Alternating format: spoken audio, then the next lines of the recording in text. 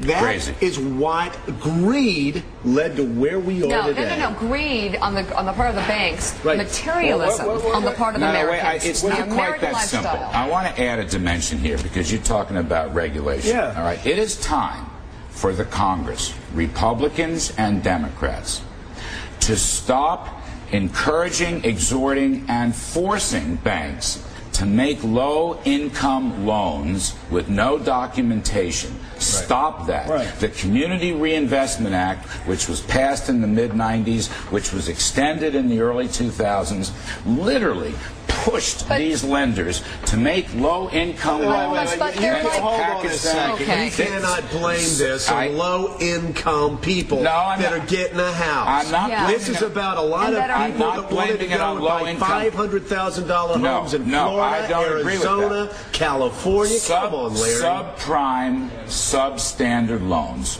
was a creature of the U.S. Congress in the 90s and the 2000s. But that's you're saying poor people have caused this crisis? No, I didn't say, listen to what I'm saying.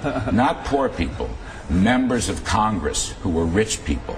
But their liberal guilt consciences forced banks and lenders to make lousy substandard loans, and that has to be repealed. Okay, let me rephrase. Not everybody can afford a home, Joe. Some people have to rent. That's just the way it is. They should be told that. They Thank you, have Mika. banks. Thank you. The banks should not be saying, we can work this out, we can finagle this. And you can't do this razzle-dazzle packaging of a lousy loan where I make the loan, I sell it to you, you sell it to Fannie Mae, and Fannie Mae sells it to the Singapore with sovereign wealth fund. That has just got to stop. Well, isn't we need that a whole the larger new model. problem? Isn't that the larger problem? The fact that banks, which are highly regulated, they can only go along with, I make $12 an hour. I wouldn't buy a $500,000 home. The banks, say no. The banks can say no, but they said, well, okay, we'll go along with it because they could sell the mortgage to someone who's not regulated the way they are. No, the Fannie-Freddie model is completely broken down.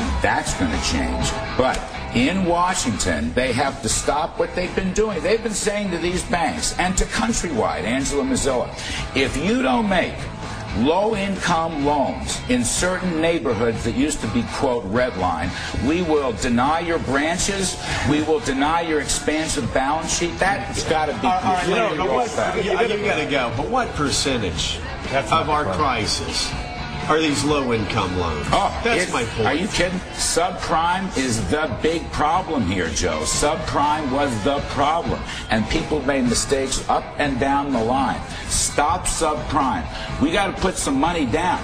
When you buy a house, you put nothing down to buy your home. That's what they were doing. Yep. What happened to the days when we had to put a lot of rich people were doing that too. That's right. All of it has to stop. All of it has to stop. And then we can get back to some basic blocking and tackling on home buying. You know the percentage of poor people, no money down for a home.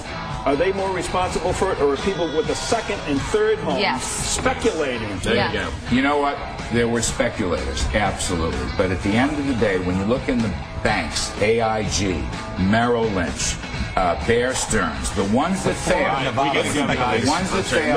was substandard, subprime lending. This is going to look like a James Brown concert soon. Should I escort him off? Oh, yeah, get the cape. I'm sorry. Escort him off. People should not give up hope on America, though, Joe. Let me make that point. I'm told you have to leave, sir. Sir, we have to ask you to leave. We're really sorry, but you're going to have to leave. Mike is giving me the hook. Come on, I'll give you a hug. Forever, my man. Watch your step. While Watch your step. Burns. You can catch Larry Kudlow on CNBC's Kudlow and Company at 7 p.m. Eastern Time tonight. We will also learn, of course, on that show that it was the poor people also responsible for the Kennedy assassination. We'll be right back. The economic crisis facing our country is a serious situation that both candidates say they are committed to fixing. But Democratic nominee Barack Obama may have closer ties to this debacle than he wants to admit. The United States is facing its biggest economic crisis since the Great Depression. Financial institutions are going bankrupt. The stock market is reeling and families all over the country are losing their homes. With the presidential election just weeks away, rescuing the economy is by far the most important issue facing the candidates. Democratic nominee Barack Obama likes to blame the economic crisis on President Bush and the Republicans, but it's actually the Democrats whose fingerprints are all over this mess, and it's the Illinois senator himself who has ties to this shameful debacle. It all started in the 1990s when greedy mortgage companies started handing out loans to people who clearly couldn't afford to pay them back. Now, I'm no economist, but isn't that Finance 101? It was Fannie Mae and Freddie Mac that bought up a lot of those subprime loans. As a result, both mortgage giants beefed up their portfolios with billions of dollars in risky loans, many of which were destined to fail. Top executives, well, they continue to take their sky-high salaries until earlier this month when Fannie and Freddie had to be rescued by the federal government. So what does this all have to do with Barack Obama? Well, two of the presidential nominee's advisors are knee-deep in the Fannie Mae mess. Longtime Washington Democrat James Johnson was the CEO of Fannie Mae from 1991 to 1998. Johnson was forced to step down after a controversy surfaced regarding millions of dollars in questionable real estate loans, but not before he made off with millions in salary. But despite Johnson's shady dealings, the Obama campaign has asked him to be an advisor on the panel that vetted possible running mates for the presidential candidate. As a matter of fact, he led the selection process. Now back to Fannie Mae. Former Clinton budget director Franklin Raines picked up where Johnson left off. Raines was CEO of Fannie Mae from 1999 to 2004.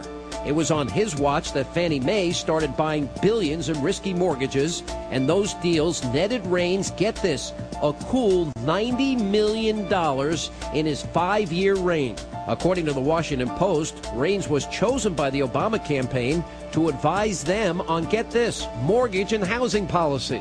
And the dirty dealings go even deeper. Both Raines and Johnson had several personal dealings with Countrywide Mortgage while they were leading Fannie Mae into disaster.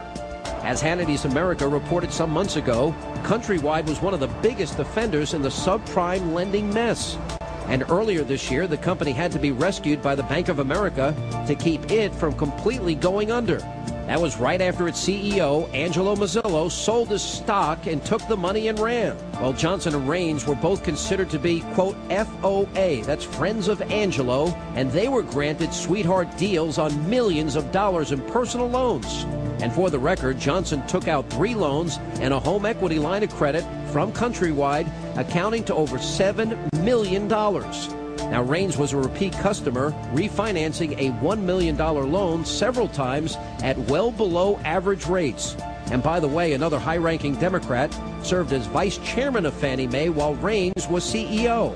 And that's Clinton Justice Department official Jamie Gorelick. She's also known as the author of the, quote, Wall of Separation. That's the wall that kept the CIA and the FBI from sharing terror information before 9/11. She took in $26 million during her tenure at Fannie Mae. Now, if Obama's associations with these characters isn't enough, well, here's the kicker. According to the Center for Responsive Politics, the top 3 U.S. senators getting big Fannie and Freddie political bucks were Democrats. And guess who was number 2? That's right, Senator Barack Obama, who received over $126,000. So somehow the 4-year senator received more money from Fannie and Freddie than longtime Democratic Senator John Kerry, and he came in second only to the Senate Banking Committee chairman, and that's Chris Dodd of Connecticut. Senator Obama says he wants to fix the economic crisis facing our nation, but it was his opponent, Senator John McCain. He's the one who sounded the alarm about this impending disaster years before, when Senator McCain joined as a co-sponsor of the Federal Housing Enterprise Regulatory Reform Act of 2005. He said the following, and it's in the congressional record. He said, quote, if Congress does not act, American taxpayers will continue to be exposed to the enormous risk that Fannie Mae and Freddie Mac pose to the housing market, the overall financial system, and the economy as a whole. Now, that was nearly 3 years ago. Now, Obama would do well to stop trying to point the finger at Republicans for the economic crisis when it's members of his own inner circle that directly are responsible.